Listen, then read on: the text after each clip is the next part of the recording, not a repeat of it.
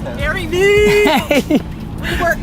3 words to give me inspiration for any day I'm feeling down. 3 words. 3 words. You're gonna die. Which other hip hop artist or true entrepreneur, like in this digital era? I think the guy to pay attention to is a guy by the name of CEO Charlie. My name is Charlie Jabaley, and Gary has been an amazing friend of mine for many years. How you doing, man? Good, brother. How are you? You feeling okay? I feel amazing. You look insane, brother. I mean, I see it online, but to see it in person just makes me so fucking happy. Like, have you ever watched one of those movies where, like, there's like a wise man, like an oracle, you know, but like he doesn't always like make himself available, but you can like live through his teachings and you feel like you know him? I would always listen to everything he would say, and it really sat with me. There was this one thing he said: one day you're gonna die and you should do something about it.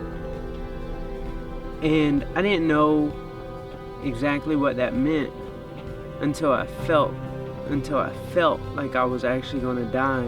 I always had this one dream of being an athlete, and growing up, like I loved basketball, but I was the chubby kid.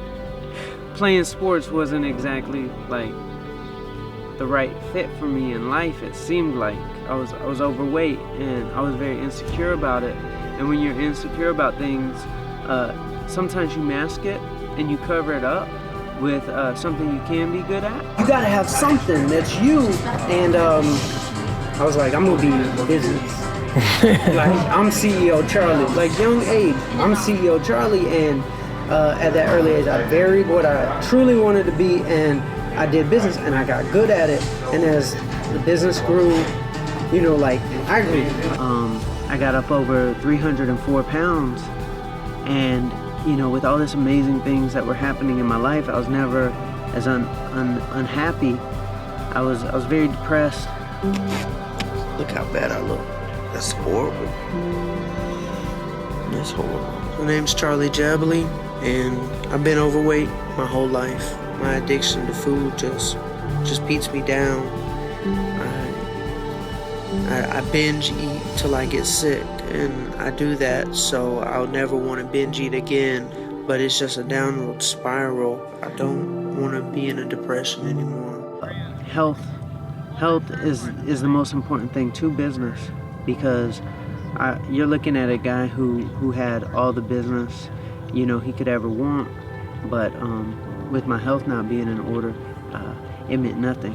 One of my best friends, his name is Scott Cameron, he saw something in me, and he knew that I had been dieting my whole life, and he said, you know, we're gonna run, we're not gonna do diets anymore. And we ran 3 marathons, and you know, people don't believe me when I say this. I gained weight. I gained 30 pounds through the marathon process, and it seems kind of hard to believe, but it was one of those situations where you just keep trying, but you keep messing up at the same exact time. But you're super ambitious, but when you mess up, it just undoes all the ambition. And I felt stuck, and I was just like, ask God, like, what else do you want me to do? You know, I'm doing everything, and ran 3 marathons, gained weight, and I thought I was at rock bottom, and then things got worse. I knew something was wrong, but I didn't know what was wrong. Mm-hmm. And one day I woke up and the room just started spinning. And this is when he was doing the dab and sand sweaters. They were like killing the whole game. Yeah, like I wake up. Right, you're at the top of your business game. Never sad, never wake up, room is spinning. I'm like, oh, this isn't good. And then I got out of bed, went to pick up the shoes, fell.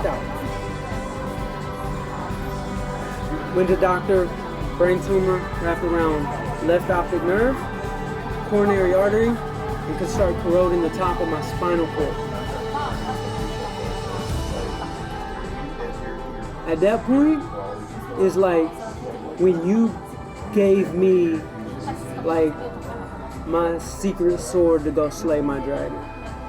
Like, I'm like, alright, I'm gonna change everything. This is this time last year. I'm gonna change everything. It was scary because I knew something was really, really wrong, and I felt like I was about to die. And the brain tumor had grown, and it was wrapped around my left optic nerve, my coronary artery, and said it could start corroding the top of my spinal cord.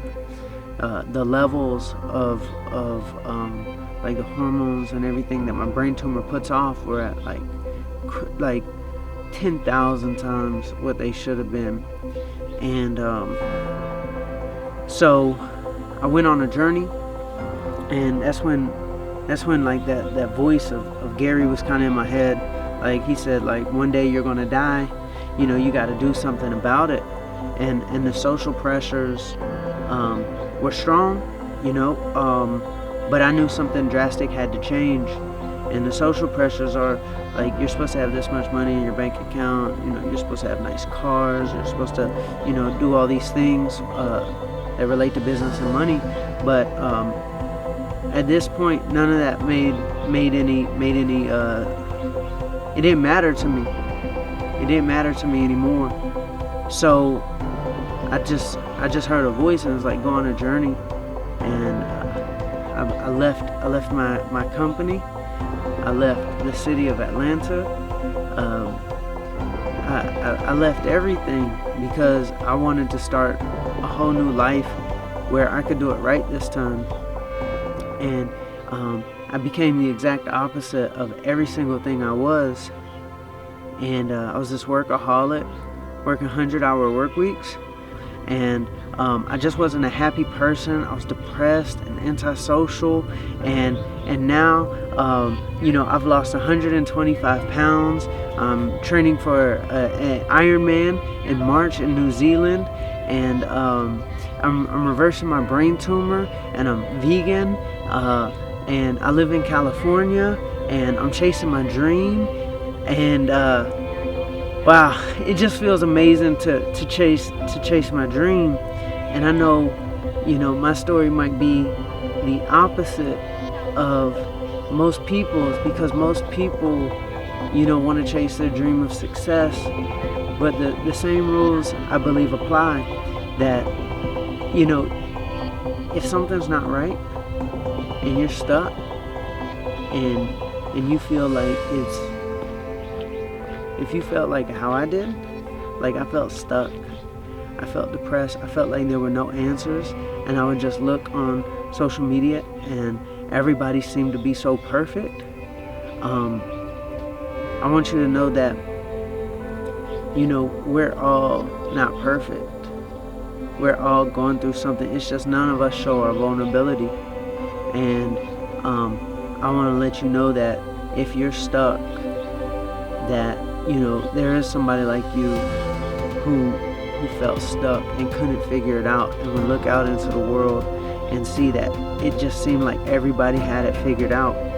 But that's the message that I want to give, because I've seen both sides of the spectrum of the business, chasing my dream, and the health, chasing my dream.